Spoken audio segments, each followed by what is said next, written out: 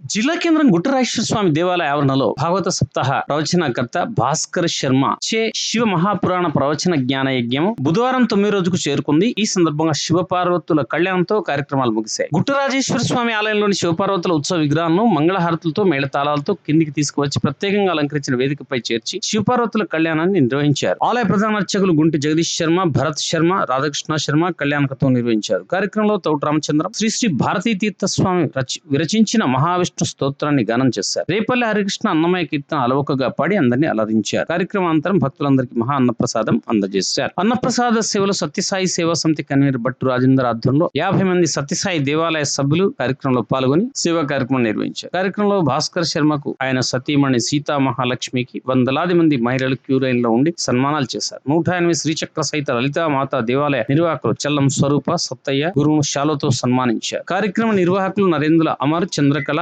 ఊటూరి భాస్కర్, గంగా, పల్లెర్ల శంకర్రావు, ఉమాదేవి, ఊటూరు లక్ష్మీ నరసింహారావు, శ్రీలత, ఊటూరు వేణుగోపాల్, విజయ, వాణి, ఊటూరు హరీష్, కళ్యాణి, ఊటూరు గణేష్, శ్రీవాణి, ఊటూరి మహేష్, విద్య, కొత్తపల్లి శ్రీనివాస్, భవానీ మరియు భక్తులు తదితరులు పాల్గొన్నారు. ఆ మేనకాదేవిని అంగీకరింప చేయమన్నారు.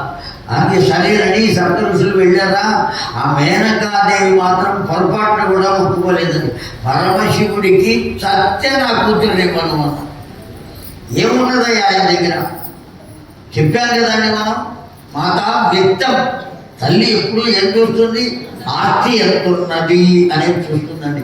పాపం హిమవంతుడైతే అంగీకరించాడు కానీ మేనకాదేవి మాత్రం ఒప్పుకోలేదు. అప్పుడు ఈ సప్తఋషులు ఏం చేశారంట, అంగీరస అగ్రణ్యం ఉదాహరణ వస్తుషు ఋషయ చోదయామాసు సచప్రాగమగీత. ఈ సప్త ఋషులలో అంగీరసుడు అని ఓ మహానుభావుడు ఉన్నాడండి. ఆయన ఎప్పుడు ఏ సందర్భంలో ఎవరితో ఎలా ఎంతవరకు మాట్లాడాలో తెలిసిన వాడండి. మాట అనబడేది చాలా చాలా విలువైనది. నాభి నుంచి శబ్దం వచ్చి నాలుక మీదకు వచ్చేటప్పటికీ ఆ శబ్దానికి ఒక రూపం ఏర్పడుతుంది. ఆ రూపాన్ని, ఆ శబ్దమునే రూపముగా మార్చి భాషణ చేయడానికి సృష్టికర్త ఎవరు అంటే ఎవరికి వారే సృష్టికర్త. వాళ్ళ నుంచి వస్తుంది కదా అన్నమాట. ఆ సృష్టి సక్రమంగా లేకపోతే దేశానికి ఎట్లా అరిష్టమో ఈ మాట సక్రమంగా లేకపోయినా అంత అరిష్టం. మన మాట ఎంత సంస్కృత భూయిష్టంగా ఉన్నది అని కాదు మనం ఆలోచించవలసింది, మన మాట ఎంతవరకు ఎదుటి వారికి చేరినది అనేది ఆలోచించాలి. అయం ఏవ వస్తుతే తథైవ ప్రవచనం కుర్యాత్ తథా దంపత్యోః అమర యావత్ పత్నీయాః చంద్రకళా నామ్ని సంకల్పితా వ్యవస్థితాయా శివపురాణ మహాపురాణ యోగ్యత తథైవ పశ్యతే పరిపాలనం దేవ్యో ఆచరతి సర్వైః దేవాలయం. గుట్ట రాజేశ్వర స్వామి దేవాలయో నామన యాగా సభామండపే 9 దివస పర్యంతం శివ మహాపురాణ ప్రవచనం అహంకర్తారం భాస్కర శర్మ నామధేయం. మొత్తం ఇలా ఉన్న 3 గంటలు సంస్కృతంలో మాట్లాడచ్చు. కానీ ఎవరు కూర్చుంటారు ఇక్కడ? ఒక్కడు కూడా ఉండరు. డబ్బులు ఇస్తారు కనుక అది ఆ కుర్చీలో కూర్చుని ఆ 3 కాళ్ళు దానికి పెట్టి అక్కడ కూర్చుంటారు. తను వార్త పంపించే అవకాశం ఉన్నది కనుక ప్రశ్నని దాని మీద పెట్టుకున్న పెద్ద మనిషిని అంతే, ఇంకా ఎవ్వరు. కనుక ఎవరు వచ్చి కూర్చున్నారు, పండితుడు ఉండవచ్చు, పామరుడు ఉండవచ్చు, అసలు అక్షరం ఒక్క తెలియని వాడు ఉండవచ్చు. అయినప్పటికీ ప్రతి ఒక్కరి హృదయంలోకి ఆ విషయం చేరగలిగితే అది ప్రవచనం, లేకపోతే అది ఉపన్యాసం కాదు, ఉపసన్యాసం అంటారు. ఏ విషయము ఎదుటివాడికి చేరకపోతే దాన్ని ఏమంటారండి? ఉపసన్యాసం అనాలి, ఉపన్యాసం కాదు. కనుక ఆ విధమైన స్థితిలో ఉండాలి. మన యొక్క పాండిత్యం చూపించదన్నారు, మాట్లాడని నీ ఇష్టం. కనుక దివ్యాత్మ స్వరూపులారా, నేను తండ్రి చాటు పిల్లనయ్యా కనుక నీవు ఒప్పించమంటే ఈ అంగీరసుడు అనబడే వాడిని ఏం చేశాట?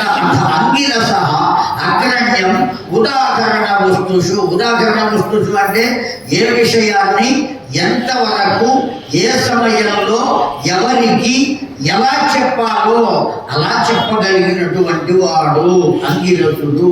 ఆయన్ని ముందుకు తోశారు. అయ్యా నువ్వు వెళ్ళి చెప్పవయ్యా. ఆ అంగీరసుడు వెళ్ళాడా? ఒక్కటే మాట అన్నాడండి, అద్యయేవ వివాహం కుర్యాత్ స్వదీయ పుత్రిక మాతరం సంసేవ్యతే సర్వలోకానాం అన్నాడండి. ఎంత గొప్ప మాట చెప్పాడు.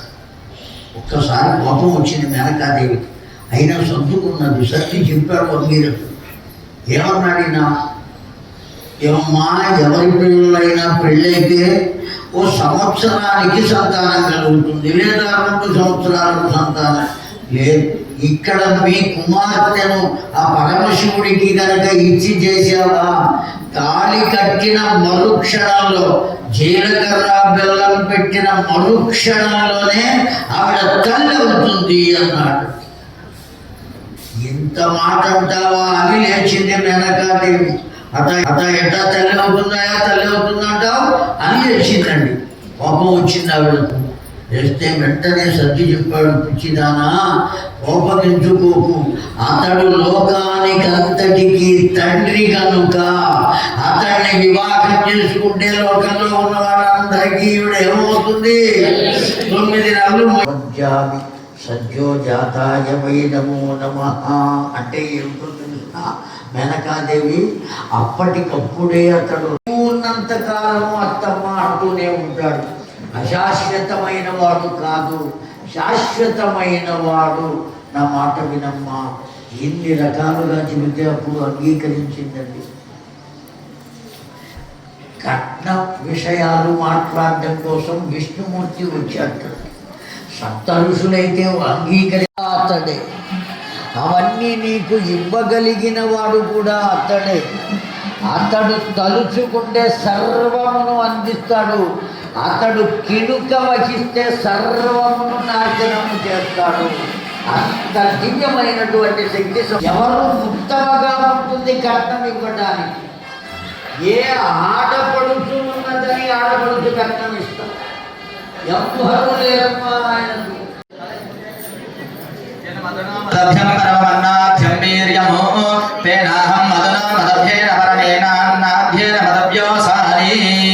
హస్తం ప్రక్షాళ్య ఆచామేద్ గౌరీ యజ్ఞవర్ధదామిఘ్నస్సర్వధిమన్వర్ధా పచిద్రస్సర్వధిమాగరస్సర్వజదోహం మనుష్యేషు భోజాథం గౌవర్ధేన భవ్యా మాతా రుద్రామాత మహారాజవరవణ పౌత్రీ హిమవత్ పర్వత మహారాజవరవణ పౌత్రీ చతుస్సాగరపర్యవతం గోబ్రాహ్మణే భేషవలంధదేవ విద్యాబలం దేవ బలం దేవ లక్ష్మీ పదే దేంద్రయగం స్వరామి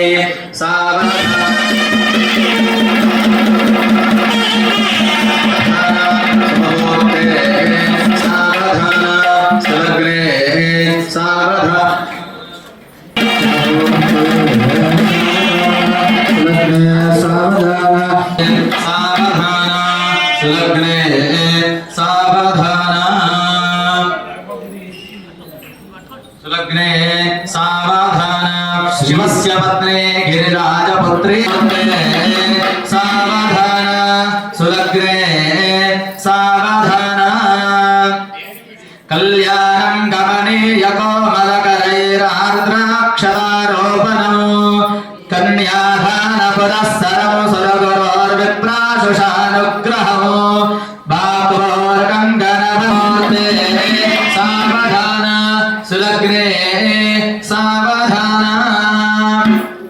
कल्याणैकनिकेतनस्तु जनतां कल्याण सावधान सुलग्ने सावधान तन्तु सावधान सुमुहूर्ते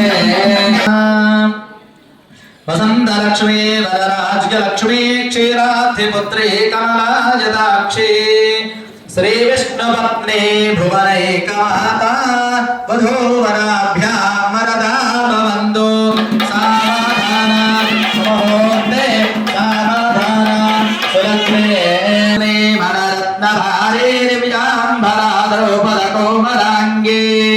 పుణ్యావతే పాండవ ధర్మపత్ని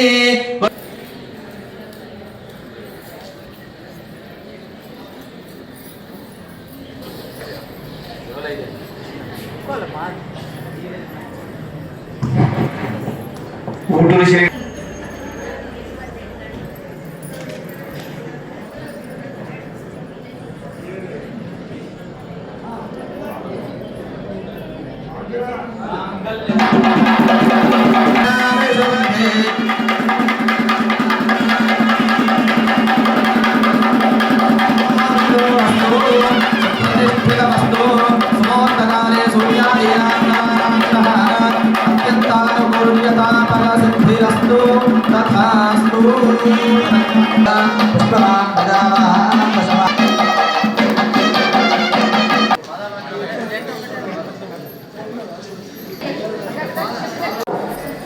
ఒక్కసారి కనుక ఈ శివ పురాణం వినట్టయితే